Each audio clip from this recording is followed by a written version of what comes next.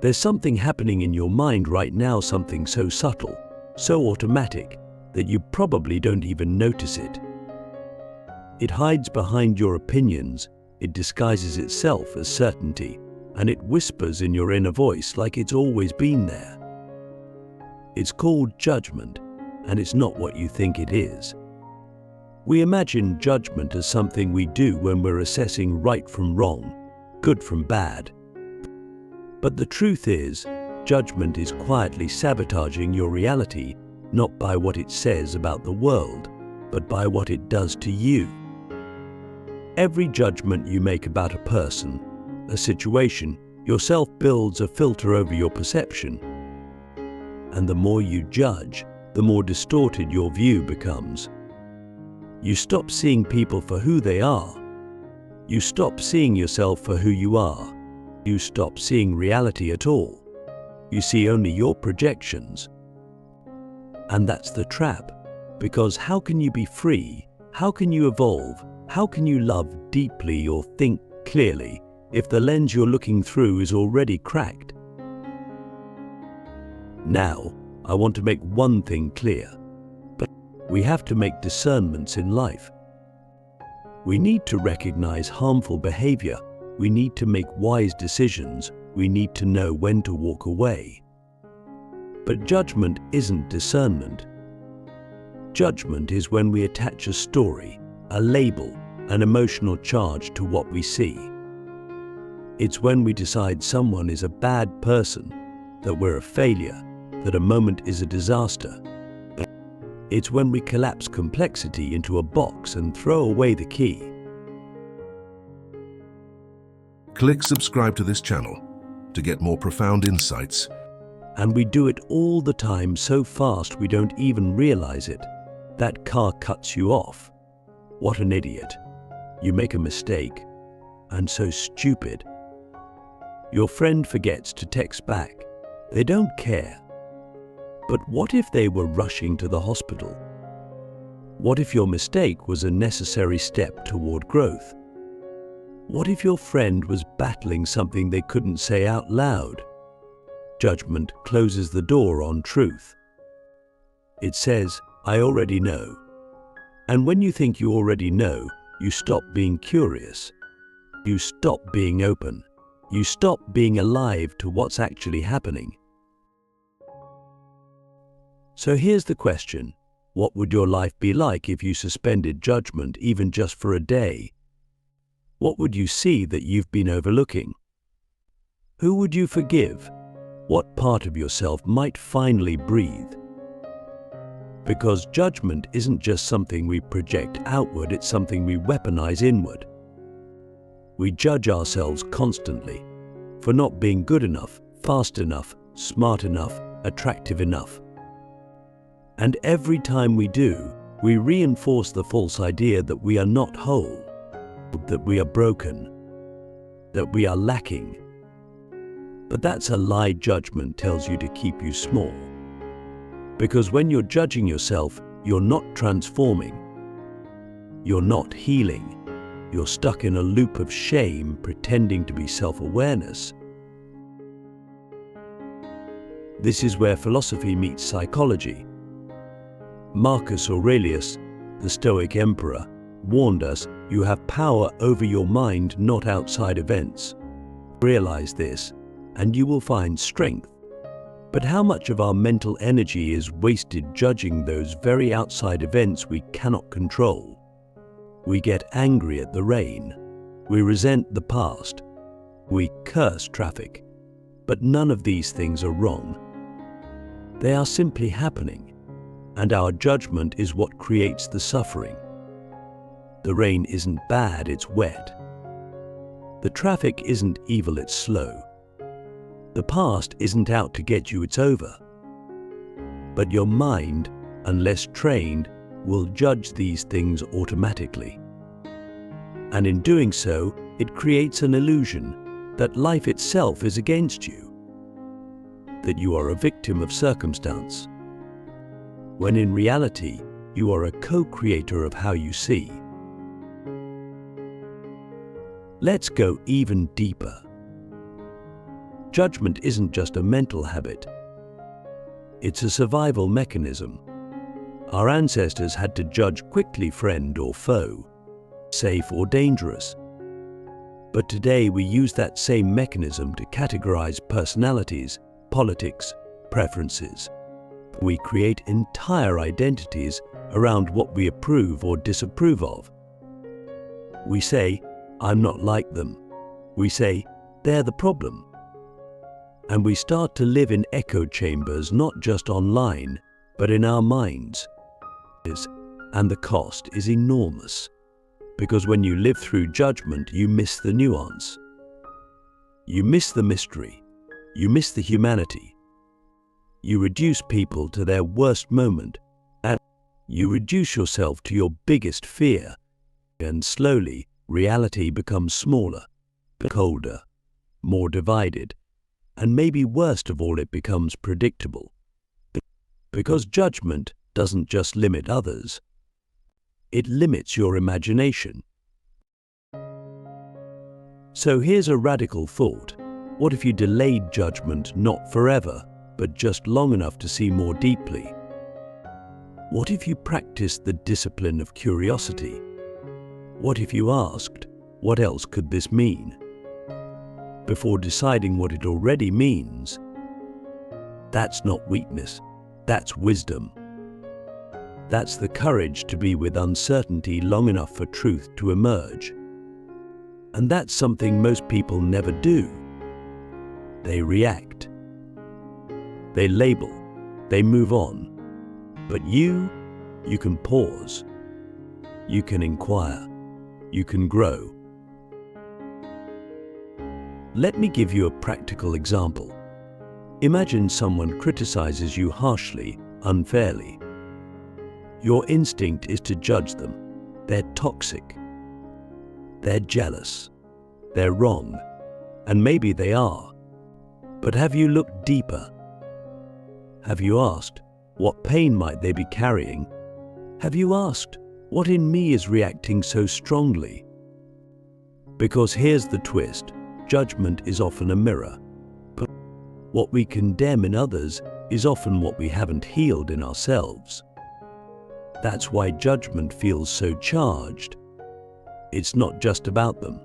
It's about you. And if you're willing to see that if you're willing to look beneath the surface, you don't just get insight. You get freedom. And freedom is what this is really about. Because judgment is a prison. It keeps you locked in a story. It convinces you that you've seen the whole picture when you've only seen one frame. And the key to escape is awareness and the willingness to challenge your assumptions. The courage to say, maybe I don't know. Maybe that person isn't evil. Maybe that mistake isn't final.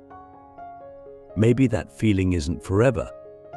Maybe, just maybe, there's more here. And when you open that door, reality shifts. You start seeing people as stories unfolding, not static roles. You start seeing yourself as an evolving process, not a fixed identity. You start living in truth instead of projection.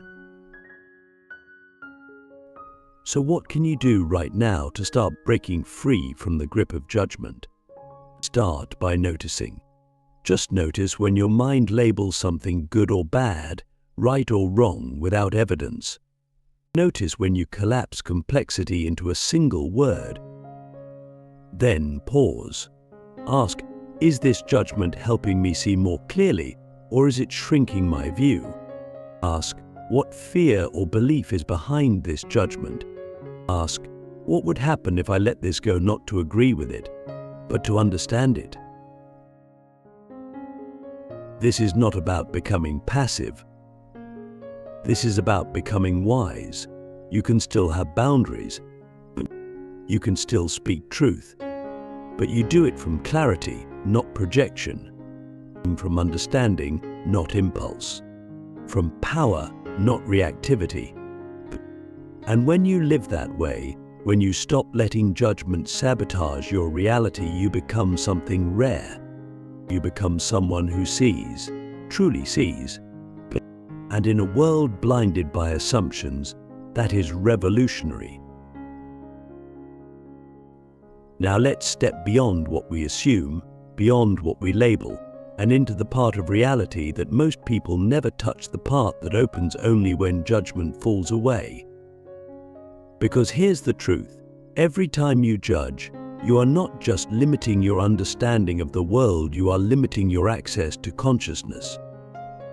Judgment isn't neutral. It's a lens that reshapes reality to fit your expectations. It's the act of carving the world into categories, then forgetting that you're the one who made them.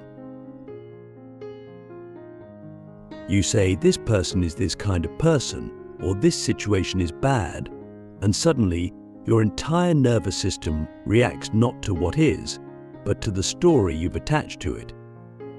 And this is where the sabotage is most dangerous. Because once you label someone, you stop seeing them. Once you label an experience, you stop exploring it. Once you label yourself, you stop evolving. Judgment builds walls within your mind, and consciousness can't flow through walls. Think about this. How many moments of beauty, insight, or connection have you missed because you assumed you already understood what was happening? How many times have you dismissed someone because of how they looked, how they spoke, what group they were part of, or how they voted? How many times have you rejected your own potential because of something you told yourself years ago? I'm not creative. I'm not lovable. I'm not enough. Who told you that? Was it you? Was it someone else? And more importantly, why are you still believing it? That's judgment in action, subtle, relentless, and invisible when it becomes normalized. But what happens when we drop the labels? What happens when we meet people, not as extensions of our expectations, but as mysteries? What happens when we stop reducing experiences to good or bad and start asking, what is life trying to show me through this? But that shift isn't small, it's seismic. Because when you drop judgment, you unlock presence.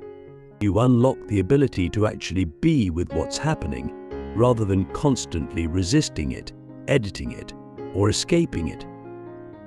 And when you meet life like that, unfiltered, unguarded, unjudged, you begin to see things you've never seen before. This is the gateway to higher consciousness, not a mystical escape, but a return to what's real. You begin to notice the intelligence in every moment, from the way pain teaches, the way silence speaks, the way even the person who triggers you is reflecting something you need to face. And suddenly you're not just surviving life, you're participating in it. Fully, consciously, without judgment, you stop fighting reality and start flowing with it. You stop seeing people as obstacles or enemies and start seeing them as mirrors. You stop seeing yourself as broken and start seeing yourself as becoming. But let's not pretend this is easy. Dropping judgment means facing discomfort. It means entering conversations without the safety of being right. It means seeing your own patterns of bias, control, and projection. And that's messy.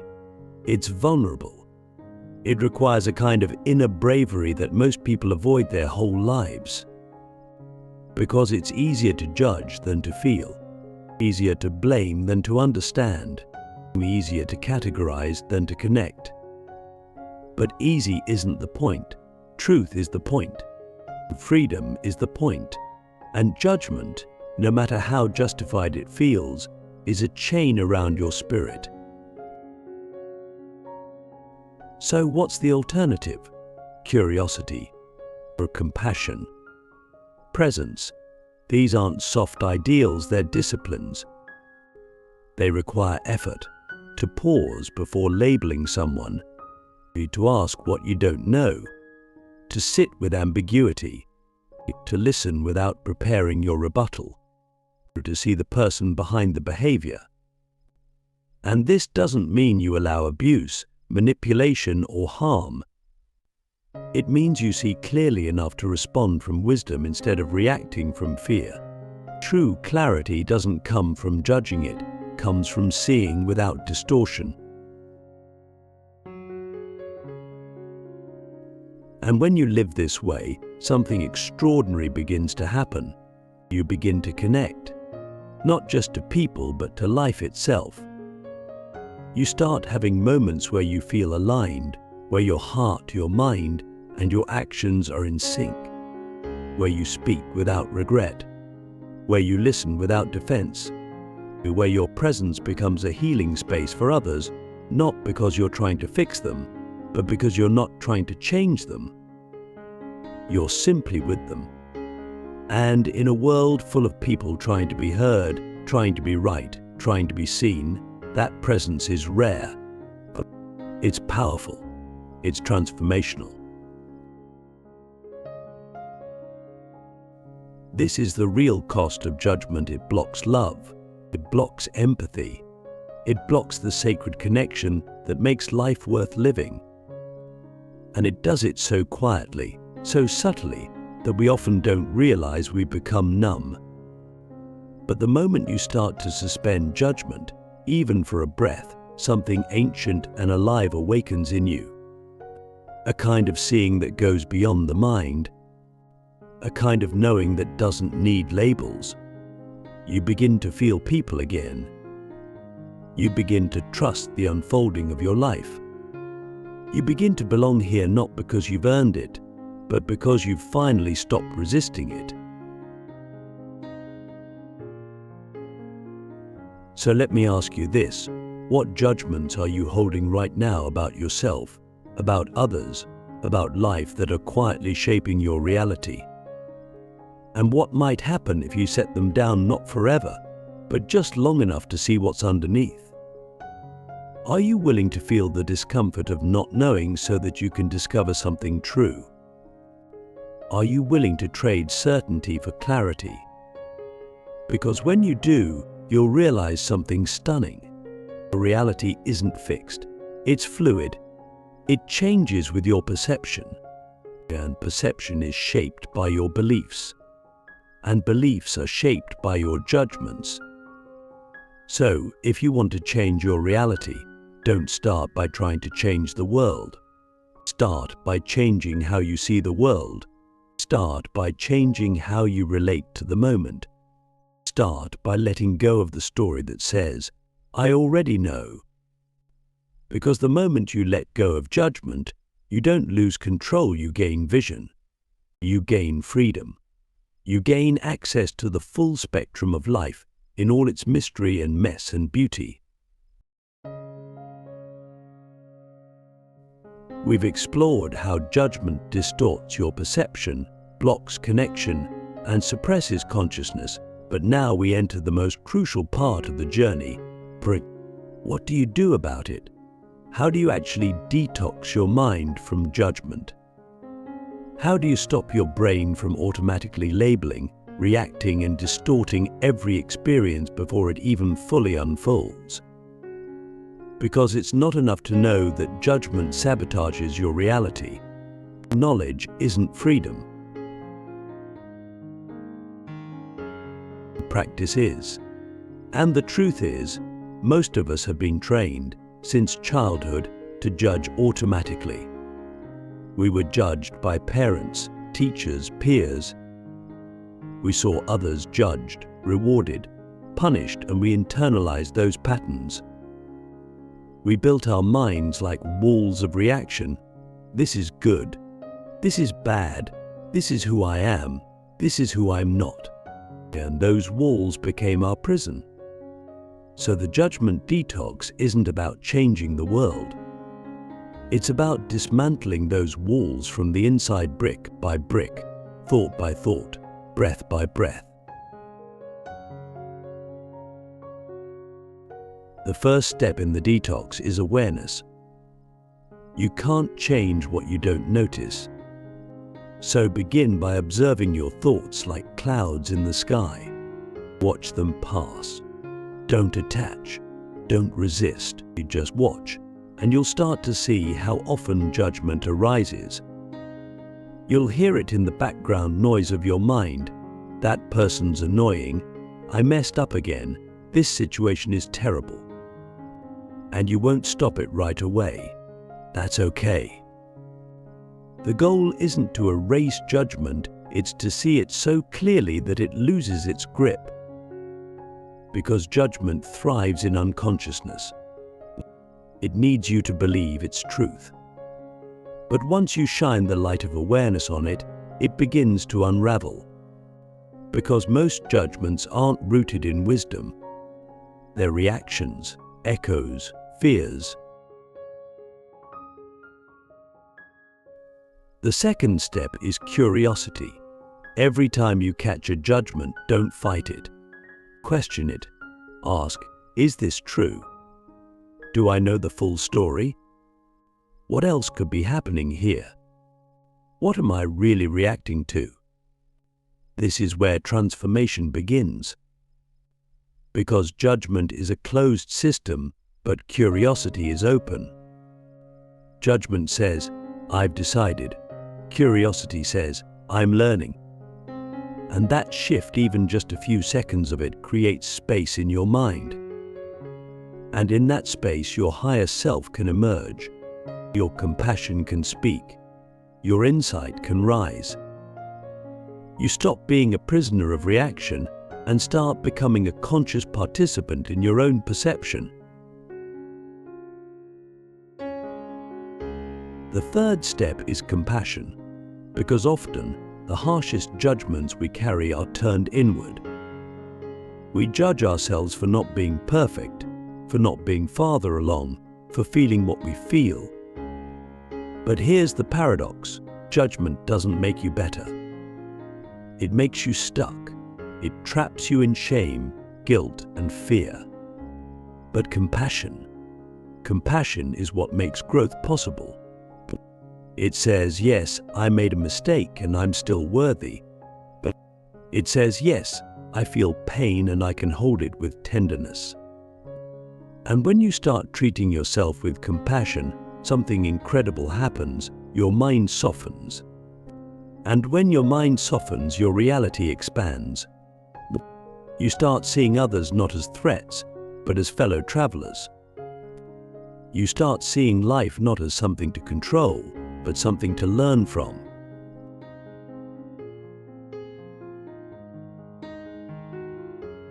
And this opens the door to the fourth step, presence. Because judgment is always about the past or the future. It's a reaction to what was or a fear of what might be. But presence, true, embodied, grounded presence, is judgment's kryptonite. When you're anchored in the now, you don't need to judge. You just experience. You just observe. You allow life to move through you without resistance. And in that space, something sacred arises: clarity. You begin to see what's really happening, not just what your mind thinks is happening. You begin to respond from truth, not from habit. And this is where the detox becomes real. That you start walking through the world with a different energy. You're no longer a slave to your opinions. You're no longer triggered by every reaction. You're no longer stuck in the loop of I already know. Instead, you're awake. You're fluid. You're free. You see someone yelling in traffic, and instead of judging, you ask, what pain are they carrying? You make a mistake, and instead of spiraling, you say, what can I learn from this? You hear a belief you don't agree with, and instead of attacking, you ask, what's underneath this perspective? And that's not weakness. That's mental sovereignty. That's what it means to live consciously.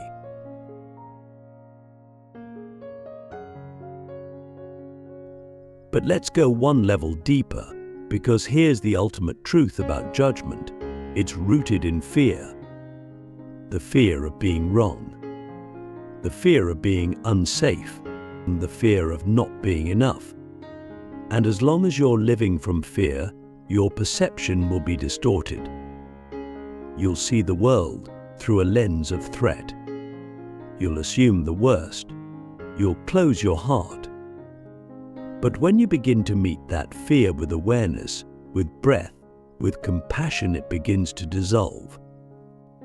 You realize you don't need to judge to protect yourself. You just need to see clearly. And clarity comes not from control, but from surrender, from presence, from trust. So here's the practice. Every time you catch yourself judging, pause, breathe. Ask, what am I afraid of right now? What am I trying to protect? What truth am I not willing to feel? And then feel it. Let the fear rise. You'll let the discomfort speak. And you'll discover beneath the judgment, beneath the reaction, is something raw and real and human. And when you meet that part of yourself with love, you start to heal. You start to rewire. You start to live from truth instead of defense. And this doesn't just change your inner world. It changes your relationships. It changes your creativity. It changes the way people feel around you. Because when you stop judging, you become a safe space. You become someone who listens deeply, who sees clearly, who doesn't need to dominate or prove or control. And in a world starving for presence, that is a gift beyond measure.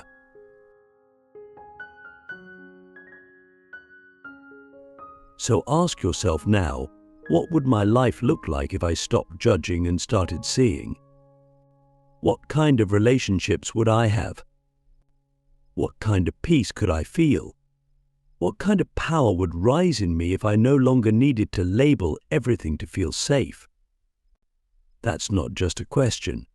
That's a doorway, the portal into a new way of being, one where you reclaim your attention, one where you rewrite your perception, one where you remember that you are not your opinions.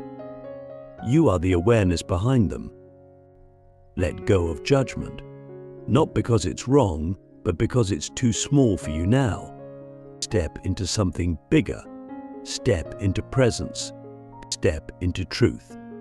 Step into the reality that's been waiting for you all along, just on the other side of your assumptions.